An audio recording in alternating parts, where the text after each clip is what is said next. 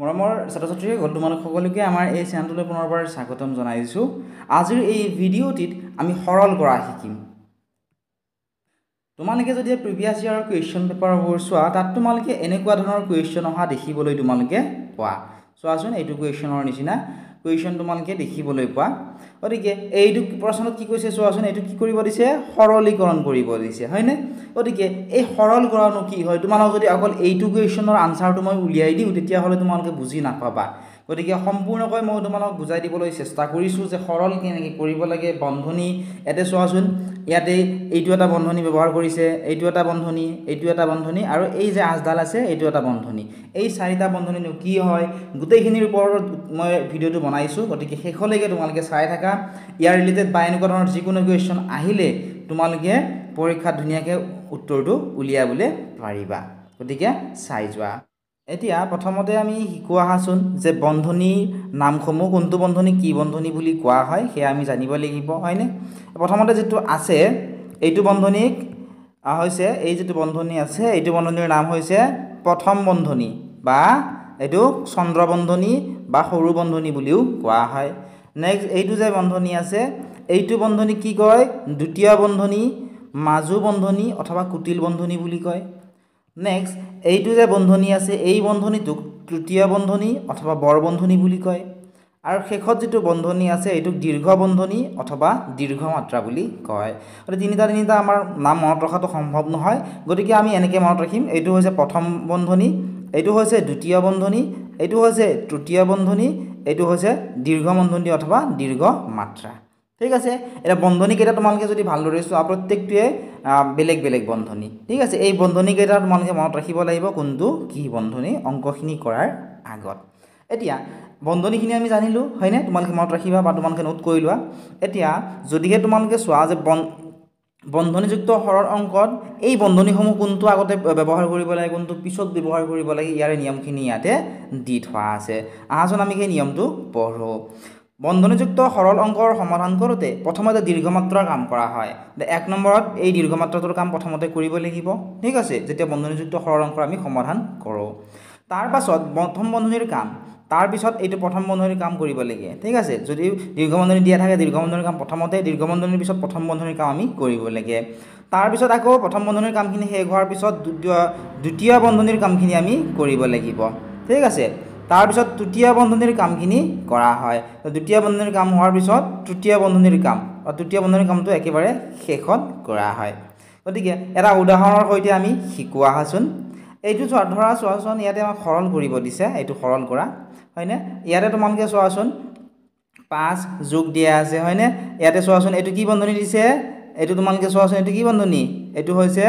তৃতীয় বন্ধনী, হয়নে? তৃতীয় বন্ধনী দিয়া আছে। গতিকে 4 পূৰণ 6। তাৰপিছত এইটো কি বন্ধনী দিছে তোমালোকে চোৱাচোন, এইটো হৈছে দ্বিতীয় বন্ধনী, হয়নে? ঠিক তেনেদৰে এইটো হৈছে প্ৰথম বন্ধনী, এইটো প্ৰথম বন্ধনী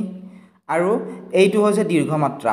ঠিক আছে। এনেকুৱা ধৰণৰ বন্ধনীখিনি দিয়া আছে। এতিয়া আশা কৰিছোঁ অলপমান হ'লেও বুজি পালা। এতিয়া এই যিহেতু অংকটো দিছে আমাৰ, ইয়াতে প্ৰথমতে আমি কি কৰিম, দীৰ্ঘমাত্ৰাৰ কামটো কৰিম। এইটো দীৰ্ঘমাত্ৰা, এইটো দীৰ্ঘমাত্ৰা, এই দীৰ্ঘমাত্ৰাৰ কামখিনি আমি প্ৰথমতে কৰিম। ঠিক আছে। গতিকে আমি লিখি ল'লোঁ, প্ৰশ্নটো লিখিলোঁ, এইটো প্ৰশ্ন। ঠিক আছে। এতিয়া আমি যদি চাওঁ বাকীখিনি আমি একেধৰণে লিখিম। যেনে ইয়াতে 5 আছে, ইয়াতে 5 লিখিলোঁ, ইয়াতে তৃতীয় বন্ধনী আছে, তৃতীয় বন্ধনী দিলোঁ, তাৰপিছত 4 আছে, 4 লিখিলোঁ, পূৰণ 6 আছে, 6 লিখিলোঁ। নেক্সট এইটো দ্বিতীয় বন্ধনী ইয়াতে দিছে, যেনেকৈ আছে ঠিক তেনেকৈ লিখিলোঁ। তাৰপিছত এতিয়া 8 আছে, 8 লিখিলোঁ। ঠিক আছে। প্ৰথম বন্ধনী আৰু 8 আছে। তাৰপিছত 5 বিয়োগ কি আছে ইয়াতে, 5 বিয়োগ আছে 2। ইয়াতে চোৱাচোন এইটো কি বন্ধনী, এইটো হৈছে দীৰ্ঘ বন্ধনী অথবা দীৰ্ঘ মাত্ৰা। এই বন্ধনীটোৰ কাম আমি প্ৰথমতে কৰি ল'ম। এতিয়া 5ৰ পৰা 2 যদি আমি বিয়োগ কৰোঁ কিমান পাম, 5ৰ পৰা 2 বিয়োগ কৰিলে আমি পাম 3। গতিকে চোৱাচোন ইয়াতে 3 লিখা হৈছে, বাকীখিনি একেই কৰি থৈছে। গতিকে প্ৰথমতে আমি কি কৰিলোঁ, দীৰ্ঘমাত্ৰা বা দীৰ্ঘ বন্ধনীৰ কামখিনি প্ৰথমতে আমি কৰিলোঁ। আৰু ইয়াতে চোৱা লিখা আছে ধুনীয়াকৈ যে দীৰ্ঘমাত্ৰাৰ কামখিনি কৰা হ'ল। ঠিক আছে। এতিয়া যিহেতু দীৰ্ঘমাত্ৰাৰ কাম কৰা হ'ল, দীৰ্ঘমাত্ৰাৰ কাম কৰা হোৱাৰ পিছত আমি কি কৰিব লাগিব, প্ৰথম বন্ধনীৰ কাম কৰিব লাগিব। প্ৰথম বন্ধনী কোনটো আছিলে, প্ৰথম বন্ধনী আছিলে এইটো। ঠিক আছে। এই বন্ধনীটোৰ কাম আমি কৰিব লাগিব। গতিকে তোমালোকে চোৱা ইয়াতে আমি নেক্সট 5 আছে, 5 লিখিলোঁ, যোগচিন আছে, যোগচিন দিলোঁ। নেক্সট এইটো তৃতীয় বন্ধনী আছে, তৃতীয় বন্ধনী দিলোঁ। 4 আছে, 4 লিখিলোঁ, পূৰণ 6 আছে, পূৰণ 6 লিখিলোঁ। তাৰপিছত এইটো বন্ধনী আছে দ্বিতীয় বন্ধনী লিখিলোঁ 20 আছে 20 লিখিলোঁ হৰণ চিন আছে হৰণ চিন দিলোঁ প্ৰথম বন্ধনী হৈছে এইটো হয়নে এইখিনি হৈছে প্ৰথম বন্ধনী প্ৰয়োগ কৰা হৈছে ইয়াত 8 বিয়োগ 3 গতিকে প্ৰথম বন্ধনী কাম এবাৰ কৰিম গতিকে 8 ৰ পৰা 3 বিয়োগ কৰিলে কিমান থাকিব 8 ৰ পৰা 3 বিয়োগ কৰিলে থাকিব 5 গতিকে ইয়াতে 5 আমি লিখিছোঁ গতিকে চোৱা দীৰ্ঘ মাত্ৰাৰ কাম কৰা শেষ হোৱাৰ পিছত আমি কি কৰিলোঁ প্ৰথম বন্ধনীৰ কামখিনি আমি কৰিলোঁ এতিয়া যেহেতু প্ৰথম বন্ধনীৰ কামখিনি কৰা শেষ হ'ল এতিয়া আমি নিয়মমতে কি কৰিব লাগিব দ্বিতীয় বন্ধনীৰ কামখিনি আমি কৰিব লাগিব দ্বিতীয় বন্ধনী কোনটো আছিলে এইটো হৈছে দ্বিতীয় বন্ধনী ঠিক আছে এইটো দ্বিতীয় বন্ধনী এই দ্বিতীয় বন্ধনীৰ কামখিনি আমি এতিয়া কৰিম এতিয়া তোমালোকে চোৱা ইয়াতে দ্বিতীয় বন্ধনী ইয়াৰে কোনটো হয় দ্বিতীয় বন্ধনী হৈছে এইটো বন্ধনী হৈছে দ্বিতীয় ঠিক আছে গতিকে বাকিখিনি আমি ঠিক একে ধৰণে আমি লিখি ললো চোৱা 5 আছিল 5 লিখিলো 4 আছিল 4 লিখিলো 6 আছে 6 লিখিলো বিয়োগ চিন আছে বিয়োগ চিন দিলো এতিয়া যেহেতু দ্বিতীয় বন্ধনীৰ কামখিনি কৰিব লাগিব দ্বিতীয় বন্ধনী হৈছে এইটো গতিকে 20 হৰণ 5 দিয়া আছে এটা 20ক যদি আমি 5 ৰে হৰণ কৰো হয়নে ইয়াত এটা অংক আছে ইয়াৰ এটা অংক ল'ব লাগে কাৰণ পিছত দুটা অংক আছে পাছত এটা অংক আছে হৰণ অংকৰ নিয়মমতে আমি ইয়াত এটা অংক থাকিলে ইয়াৰ এটা অংক ল'ব লাগে কিন্তু পাছততে দুটো সৰু বাবে আমি কি কৰিম আমি দুটা অংক ললে 20 হৈ গ'ল এটা 5 ৰ ভাগ মাতিম 20 নপালৈকে 5 গুণ 5 5 2 গুণ 10 5 3 গুণ 15 5 4 গুণ হ'ব 20 হয়নে অৰ্থাৎ কিমান পালো আমি 4 পালো গতিকে আমি ইয়াতে কি লিখিলো চোৱাচোন 4 লিখিলো হয়নে গতিকে ইয়াতে আমি কি কৰিলো দ্বিতীয় বন্ধনীৰ কামখিনি আমি শেষ কৰিলো দ্বিতীয় বন্ধনীৰ কাম কৰা হোৱাৰ পিছত তৃতীয় বন্ধনীৰ কামখিনি আমি কৰিব লাগিব তৃতীয় বন্ধনী কোনটো এইটো হৈছে তৃতীয় বন্ধনী হয়নে ইয়াতে এবাৰ দেখাই দিছো চোৱা এইটো হৈছে তৃতীয় বন্ধনী এতিয়া তৃতীয় বন্ধনীৰ কামখিনি আমি কৰিবলৈ চেষ্টা কৰিম চোৱা এইটো তৃতীয় বন্ধনী হয়নে এইটো তৃতীয় বন্ধনী প্ৰয়োগ কৰা হৈছে ইয়াতে গতিকে বাকিখিনি ঠিক একে ধৰণে লিখিলো 5 আছে 5 লিখিলো ইয়াতে এইটো বন্ধনী আছে এইটো বন্ধনী দিলো নেক্সট চোৱা ইয়াতে তোমালোকে যদি ভালদৰে চোৱা 4 পূৰণ 6 আছে 4 পূৰণ 6 4 ৰ লগত 6 পূৰণ কৰিলে কিমান পাম 4 মাতাচোন তোমালোকে 4 ভাগ পূৰণৰ ভাগটো 4 গুণ 4 4 গুণ 8 4 3 গুণ 12 4 4 গুণ 16 4 5 গুণ 20 4 6 গুণ কিমান হ'ব 4 6 গুণ হ'ব 24 গতিকে চোৱাচোন 4 পূৰণ 6 4 লগত 6 পূৰণ কৰি কিমান পালো 24 পালো 24 আমি লিখিলো ঠিক আছে নেক্সট তোমালোকে চোৱা ইয়াতে আৰু কি দিয়া আছে চোৱাচোন 4 6 গুণ 24 পালো নহয় ইয়াতে বিয়োগ 4 আছে গতিকে আমি কি লিখিলো 24 বিয়োগ 4 লিখিলো হয়নে গতিকে চোৱা নেক্সট 5 হল 24 ৰ পৰা 4 বিয়োগ কৰিলে কিমান ৰব তোমালোকে বিয়োগটো কৰি চোৱাচোন 24 বিয়োগ 4 24 ৰ পৰা 4 বিয়োগ কৰা 4 4 গলে 0 ৰল 2 2 হ'ব কিমান পালো আমি 20 পালো সেই 20 টো ইয়াতে লিখা হৈছে বাকিখিনি চোৱাচোন ইয়াতে 5 আৰু যোগ চিনটো আগৰ পৰাই আছে গতিকে তলে তলে পাতি গলো অৰ্থাৎ 5 ৰ লগত যদি 20 যোগ কৰো আমি কিমান পাম 25 পাম এইটো তৃতীয় বন্ধনীৰ কাম এতিয়া এনেকুৱা ধৰণৰ অংক আমি অন্য কেইটামান কৰি চাও আহা তেতিয়া তোমালোকে বুজি পাবা গতিকে তোমালোকে চোৱা ইয়াত 5 পূৰণ 7 যোগ 6 আছিল হয়নে গতিকে আমি লিখি লম 5 পূৰণ লিখিম ঠিক আছে 5 পূৰণ লিখিলো 7 যোগ 6 7 যোগ 6 7 ৰ লগত 6 যোগ কৰিলে কিমান হ'ব 7 6 কিমান হ'ব 7 6 হ'ব 13 হয়নে প্ৰথম বন্ধনী যেটো আছিল প্ৰথম বন্ধনীৰ কামটো কৰি দিলে হৈ গল ইয়াত বেলেগ বন্ধনী আৰু দিয়া নাই গতিকে 5 পূৰণ 7 ৰ লগত 6 যোগ কৰোতে 7 6 কিমান হ'ব 7 6 হ'ব 13 গতিকে 13 আমি লিখি ললো ঠিক আছে গতিকে 5 পূৰণ 13 5 ৰ লগত যদি আমি 13 পূৰণ কৰো কিমান পাম তোমালোকে চোৱাচোন 5 ৰ লগত যদি 13 পূৰণ কৰো ইয়াতে সাইডত পূৰণটো কৰি দেখাইছো মই তোমালোকক চোৱা 13 পূৰণ 5 ঠিক আছে 5 3 গুণ কিমান হ'ব 15 15 ৰ 5 হাতে গল 1 5 1 গুণ 5 5 1 হৈ গল 6 অৰ্থাৎ 1 নম্বৰৰ উত্তৰটো আমি কিমান পালো 65 পালো এনেদৰে তোমালোকে 2 আৰু 3 টোৰ উত্তৰ উলিয়াবলৈ লাগিব আশা কৰিছো তোমালোকে ধুনীয়াকৈ বুজি পালা এটা তোমালোকে 2 নম্বৰটো উত্তৰ উলিয়াবলৈ চেষ্টা কৰা আৰু উত্তৰটো মিলিছে না নাই এই ভিডিওৰ লগত চোৱা ঠিক আছে 2 নম্বৰটো আমি ধুনীয়াকৈ পাতি ললে 1 নম্বৰটোৰ নিচিনা একেবাৰে সহজ হয় 4 পূৰণ আছে নহয় হয়নে 4 পূৰণ দিয়া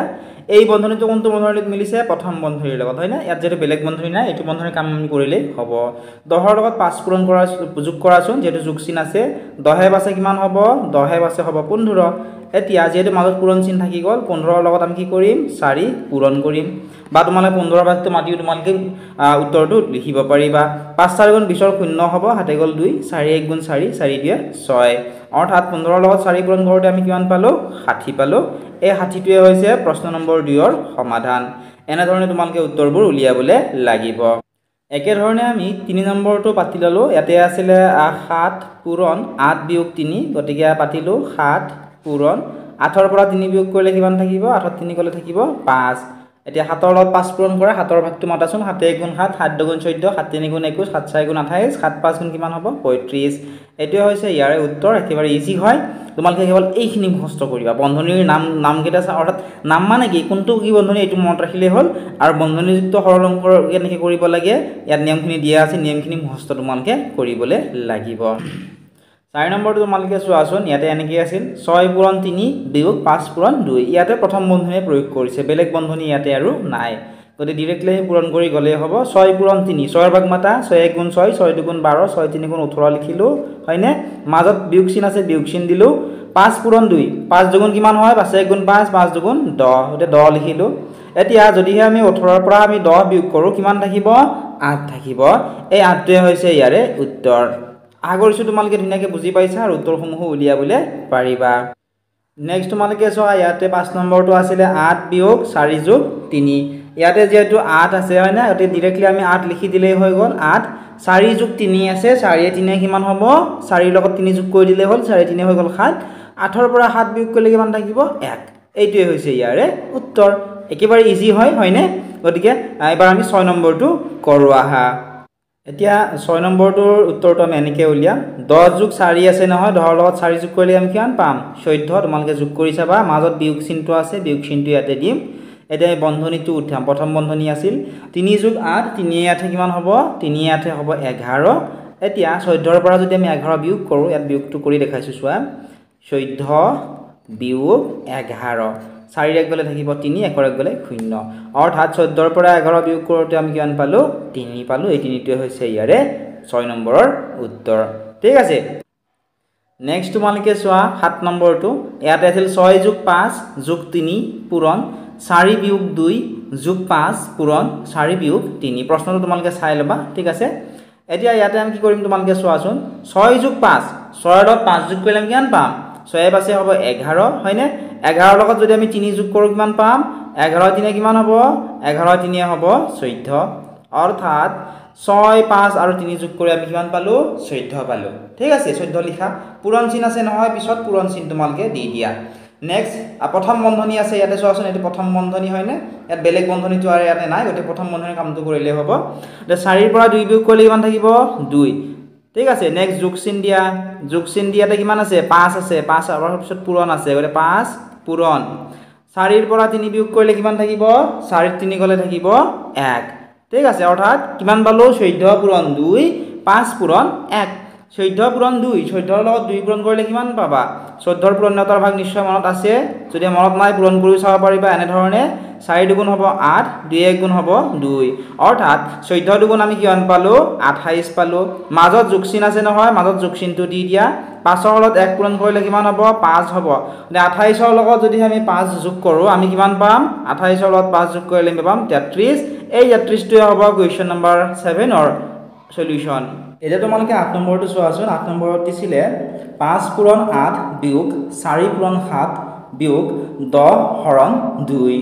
এতিয়া প্ৰথমতে আমি কি কৰিম ইয়াতে যেটো প্ৰত্যেকটোতে প্ৰথম বন্ধনী আছে গতিকে আমি কৰি ল'ব লাগিব 5 পূৰণ 8 5ৰ লগত 8 পূৰণ কৰিলে কিমান হ'ব 40 কাৰণ পূৰণতাৰ ভাগ মাতাচোন 5ৰ ভাগটো মাতিলেও পাবা 8ৰ ভাগটো মাতিলেও হ'ব যেনে 8 1 গুণ 8 8 2 গুণ 16 8 3 গুণ 24 8 4 গুণ 32 8 5 গুণ 40 গলে 40 লিখিলো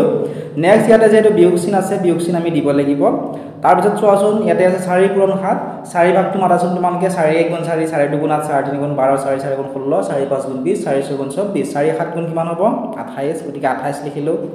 নেক্সট আকৌ ইয়াতে বিয়োগ চিন আছে বিয়োগ চিন দিলো ইয়াতে দিয়া আছে 10 হৰণ 2 কিমান দিছে 10 হৰণ 2 দিছে 10 যদি আমি 2 এৰে হৰণ কৰো সাইডত মই হৰণটো কৰি দেখাইছো তোমালোকে চোৱাচোন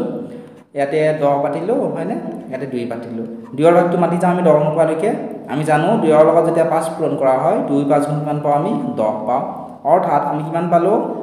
5 পালো হয়নে 10 2 এৰে হৰণ কৰোতে আমি কিমান পালো 5 পালো গতে 5 লিখিলো এতিয়া আমি কি কৰিম এতিয়া আমি ইয়াতে 40ৰ পৰা 28 বিয়োগ কৰিম 40ৰ পৰা তোমালোকে 28 বিয়োগ কৰাচোন 40 বিয়োগ 28